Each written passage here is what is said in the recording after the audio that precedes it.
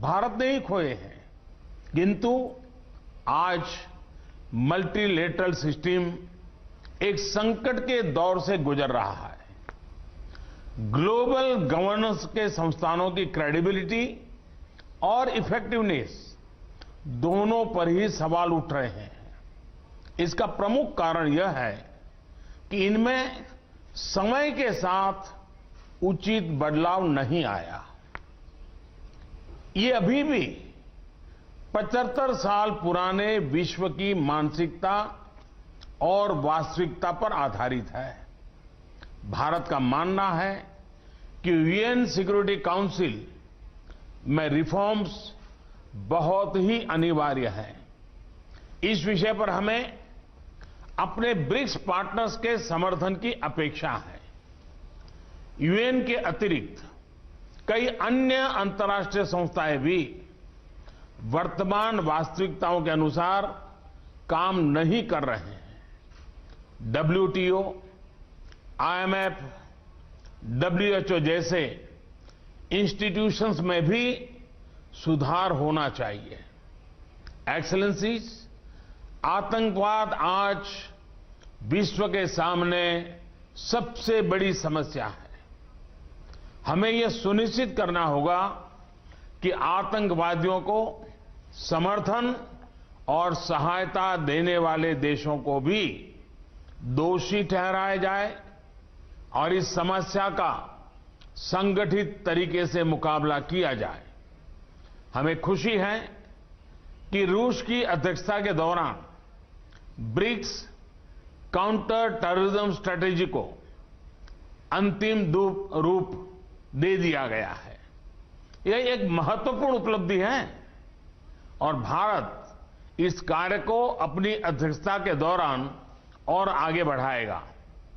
Excellency, Covid के बाद की वैश्विक रिकवरी में ब्रिक्स इकोनॉमीज की अहम भूमिका होगी।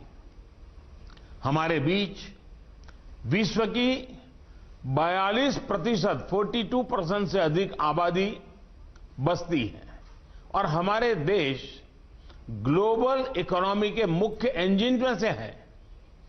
ब्रिक्स देशों के बीच आपसी व्यापार बढ़ाने का बहुत स्कोप है।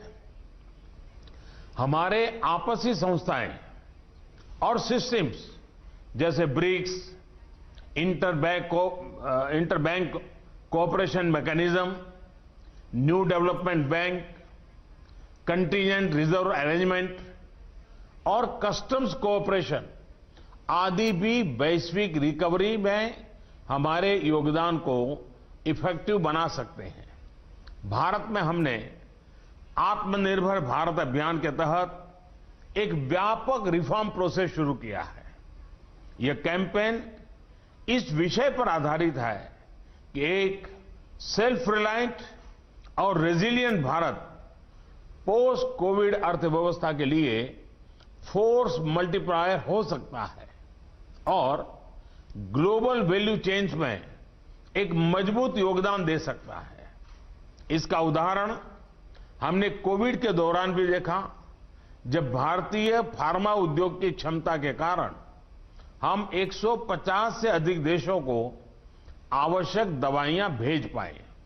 जैसा मैंने पहले भी कहा है, हमारी वैक्सीन उत्पादन और डिलीवरी क्षमता भी इस तरह मानवता के हित में काम आएगी।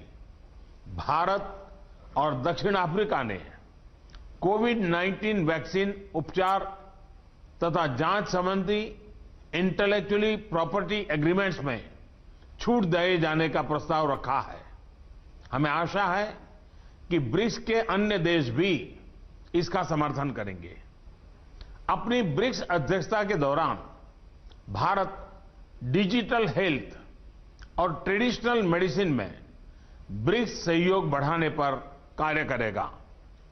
इस मुश्किल वर्ष में भी रूसी अध्यक्षता में पीपल टू पीपल रिश्तों को बढ़ाने के लिए कई इनिशिएटिव्स लिए गए, जैसे कि ब्रिक्स फिल्म फेस्टिवल और युवा वैज्ञानिकों और युवा राजनयिकों की बैठकें।